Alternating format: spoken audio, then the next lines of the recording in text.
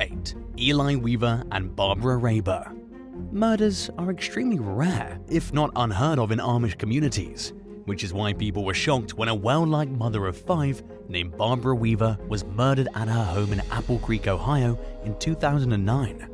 One of Barbara's children had found her unresponsive in bed and alerted a neighbor who went to the community's phone booth and called the police. Someone had fatally shot the 30-year-old in the chest.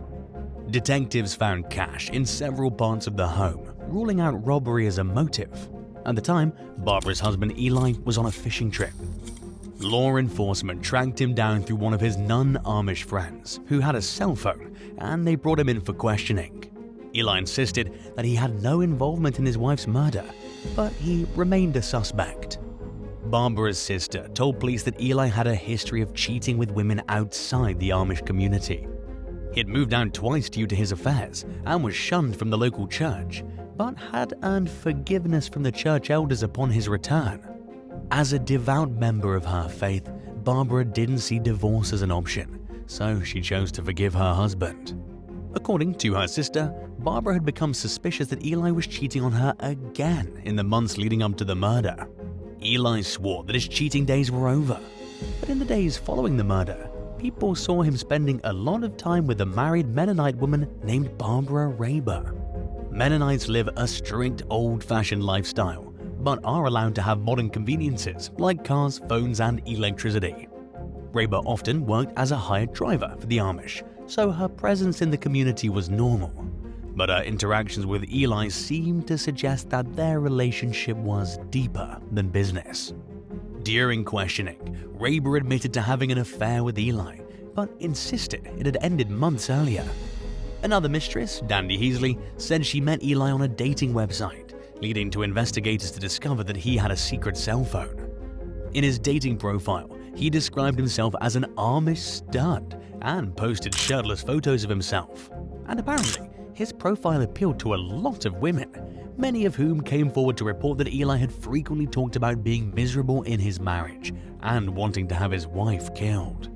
Heasley helped police get the number to Eli's secret phone by reaching out to him online and telling him to call her. Phone records revealed that Rabel was paying for the phone, and she and Eli were still entangled in an affair.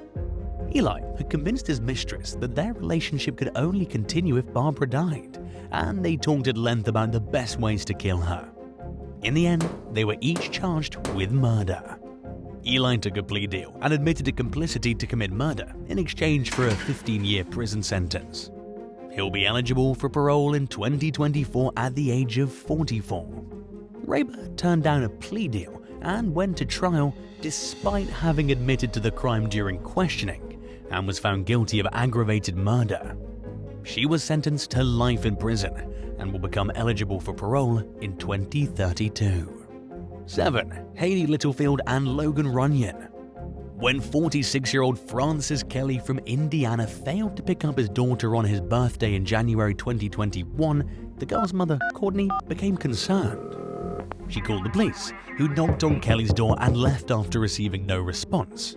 Courtney then went to the house herself and found him dead on his couch. An autopsy concluded that Kelly was strangled to death. He also had blunt force trauma injuries and fentanyl in his system. Investigators searched the phone of Hayley Littlefield, another ex-girlfriend of Kelly's, who he was entangled in a child custody dispute with at the time of his murder.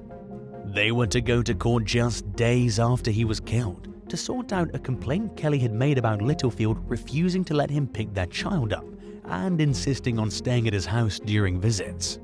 In a text conversation from 3 days before his body was found, Kelly accused Littlefield of tampering with his oatmeal when she was at his house the night before. He said he took a few bites and that the food tasted funny, and that shortly afterward he started to feel lightheaded. But Littlefield acted like she didn't know what Kelly was talking about.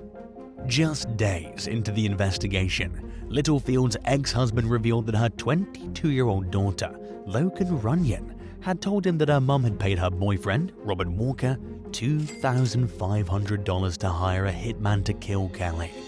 A relative of Littlefield told police that she had made several bizarre statements after the murder, including that Kelly was better off dead and that she might as well say she killed him because she was crazy and pregnant. It was soon revealed that Runyan had accompanied her mother to Kelly's house the night before he ate the suspicious-tasting oatmeal. Another one of Littlefield's exes said she'd told him that Runyan put fentanyl in Kelly's oatmeal. After receiving the accusatory text from the victim, Littlefield and Runyan allegedly climbed into his home through a window and found him dying on the floor. The ex-boyfriend also claimed that Littlefield had asked him repeatedly in recent months about how much fentanyl it would take for someone to fatally overdose. Runyan testified against Littlefield as part of a plea deal and was sentenced to 26 years in prison for conspiracy to commit murder. She told the court that she and Littlefield poisoned Kelly's food on 3 separate occasions. Littlefield was found guilty of murder and several other charges, and received consecutive sentences totaling 115 years behind bars. Runyan's boyfriend, Robert Walker, pleaded guilty to conspiracy to commit murder and was sentenced to 10 years in prison for his involvement in Kelly's death. 6. David Love and Teresa Stone. 42-year-old Randy Stone was shot to death in cold blood at his insurance office in Independence, Missouri in 2011. As a devout Baptist churchgoer and married father of 2, he was a pillar of the community, so locals struggled to understand who might want to kill him. Randy and his wife Teresa had what seemed like a storybook marriage. It was clear to everyone who knew the pair that Randy was head over heels in love with his wife of nearly 20 years, and Teresa seemed to feel the same way about her husband. The couple's lives were centered around their faith, and they spent a lot of their free time at their church. Randy taught Sunday school, drove church buses, and acted as a financial advisor, and Teresa participated in church activities and sang in the choir. He was also best friends with the pastor of his church, David Love, who he looked to as a spiritual mentor. Love presided over Randy's funeral with a deeply moving and seemingly heartfelt eulogy. Meanwhile, investigators began to dig for clues in hopes of identifying the killer. A shell casing at the scene matched the type of Glock handgun Randy owned, which happened to be missing from his house. In Teresa's office garbage, they found a torn-up card or letter. Put together, the pieces revealed a handwritten message wishing her a happy birthday and stating, "I'm not in control of things yet, but when we're fully together, your birthday will always be exciting." Oddly enough, the handwriting didn't match up with Randy's. Teresa eagerly provided receipts and other evidence to confirm her alibi, but in the eyes of the investigators, she seemed a little too prepared to clear her name. But she was caught totally off guard when detectives asked her about the ripped note, and she didn't have an immediate answer. Investigators left her alone in the interrogation room for a few minutes, during which time she was captured on camera saying to herself, "Oh great, I forgot about that." She claimed the letter was from a secret admirer, but police didn't buy the story. Adding to their suspicion was the fact that Teresa had visited Randy's friend and colleague Robert Davis less than 24 hours after the murder to ask how long she had to wait for the $800,000 life insurance payout she was expecting. Detectives were especially intrigued by rumors of an affair between Teresa and Pastor Love, who was married with 3 children. They learned that Teresa had gotten pregnant and miscarried after Randy had a vasectomy. She eventually admitted that she and Love had been secretly seeing each other for 10 years and blamed him for Randy's murder, claiming she had no knowledge of or involvement in the crime.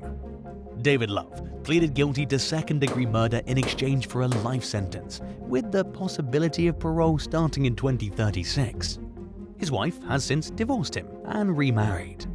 Teresa pleaded guilty to conspiracy to commit murder and was sentenced to 8 years in prison as a result. 5. Stephen and Katie Bladow. After struggling to raise a baby they weren't ready for, who was born in 1998, Stephen Bladow and his wife, Alyssa, put their daughter up for adoption. The girl, named Katie, tracked down her biological parents in Henrico, Virginia in 2016.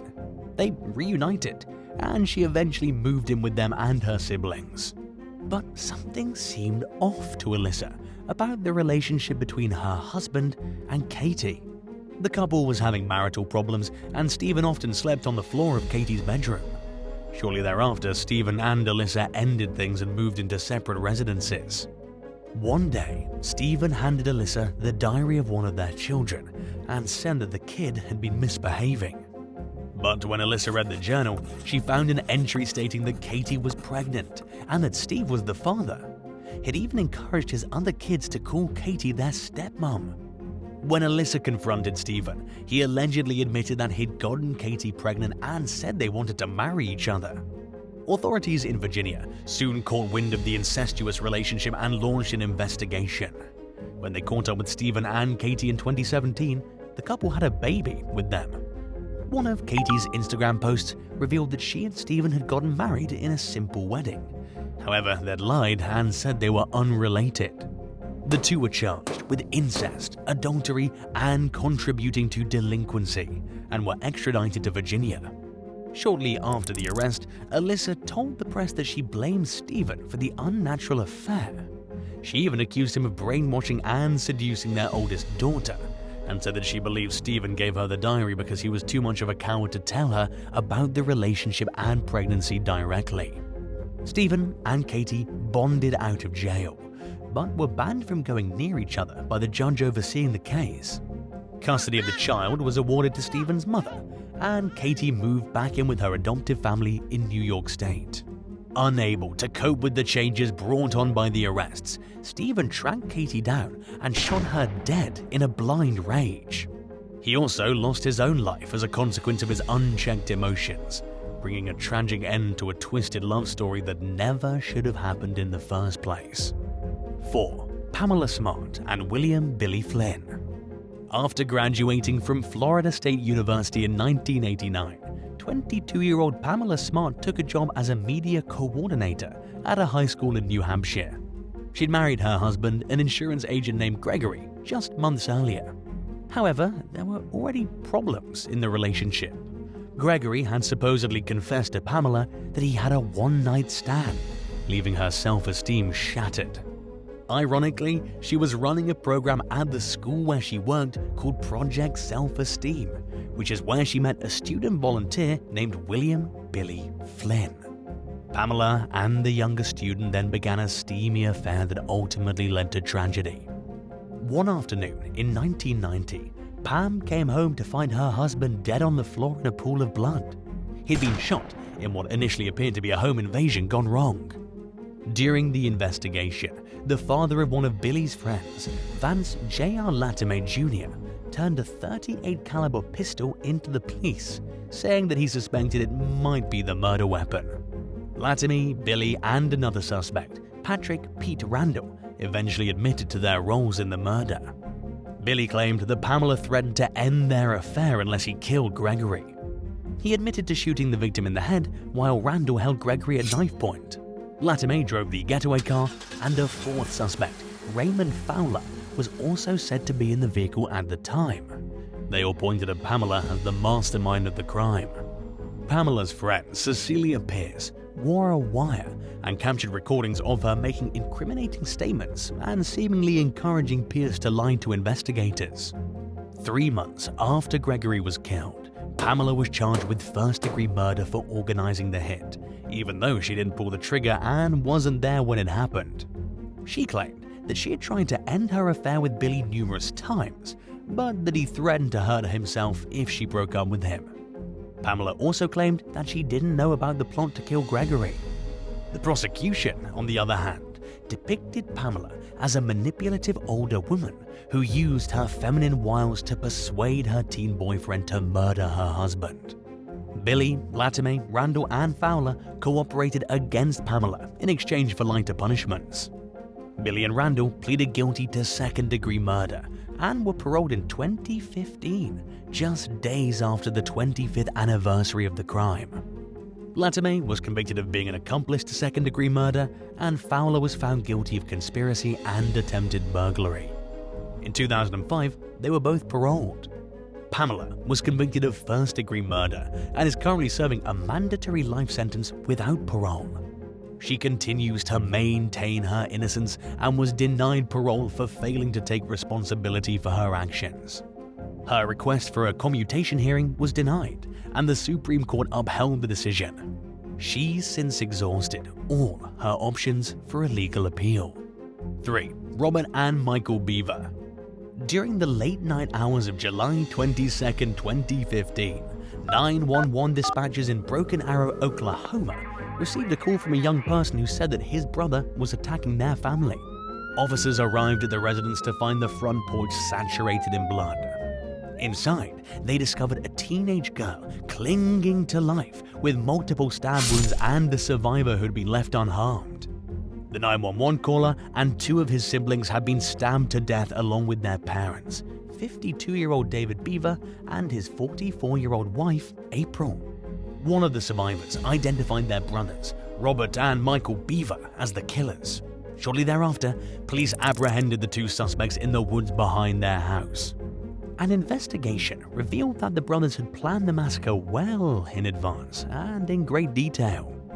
And as a consequence, they were each charged with 5 counts of first-degree murder. Neighbors told the media that the Beaver family mostly kept to themselves. The kids were homeschooled, and they interacted so little with the community that many people had never even heard of them when news of the murders broke. Robert reportedly told authorities that he wanted to be remembered as a notorious serial killer. He said that he and Michael had planned to continue their murder spree until they'd killed at least 50 victims. The brothers craved attention and recognition, and they hoped to outdo some of recent history's most infamous mass killers, including the Columbine shooters and James Egan Holmes, who opened fire on a packed movie theater in Colorado during a Batman premiere in 2012. In the end, both defendants were convicted of murder. The judge overseeing the case sentenced Robert to life in prison without the possibility of parole, while Michael was sentenced to life with the possibility of parole after 38 years. His earliest opportunity for freedom will come in 2056, when he'll be 57 years old. 2. Weldon McDavid and Diana Lovejoy.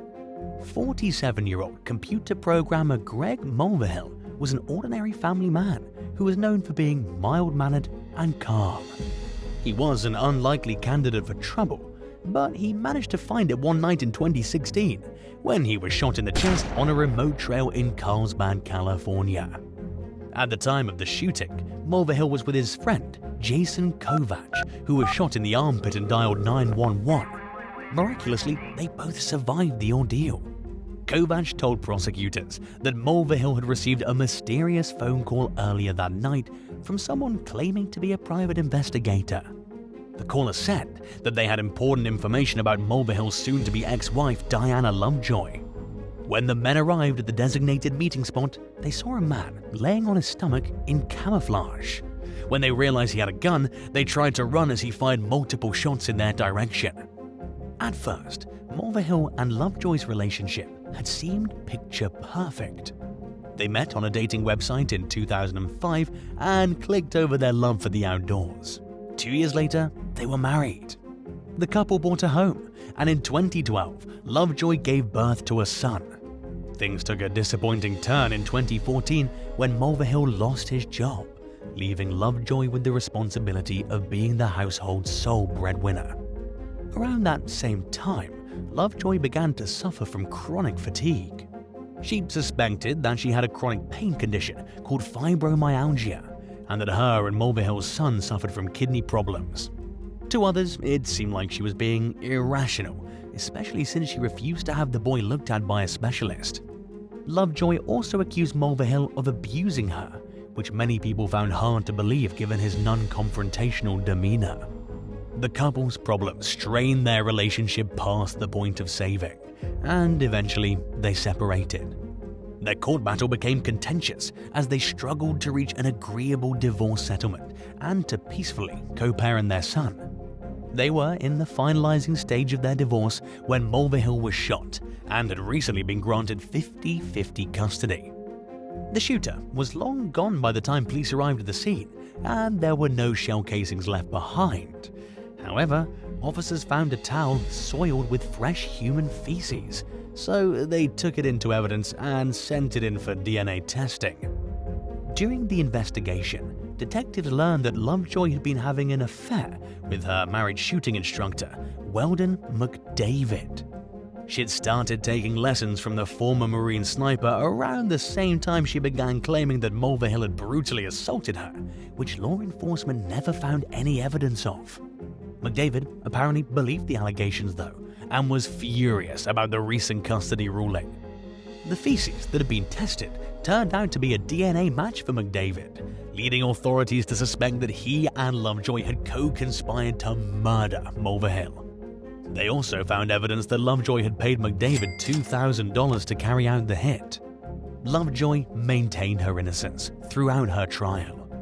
McDavid claimed that he was such a skilled shooter that he would have killed Mulvihill if he'd wanted to. Both defendants were convicted of conspiracy to commit murder and attempted murder. The judge sentenced Lovejoy to 26 years to life, while McDavid received a sentence of 50 years to life. 1. Paula and Melissa Millard. During an evening out at a pub in the London suburb of Cheam on New Year's Eve in 2016, 22-year-old Paula Millard and her 49-year-old mother Melissa got into a brawl with a woman in her 40s. The victim was rushed to the hospital shortly before midnight after receiving multiple serious injuries to her face and wrist. 3 months later, authorities charged the Millards with causing grievous bodily harm in connection with the incident, which has been described as a brutal assault. In the end, the mother-daughter duo were each slapped with a 5-year prison sentence.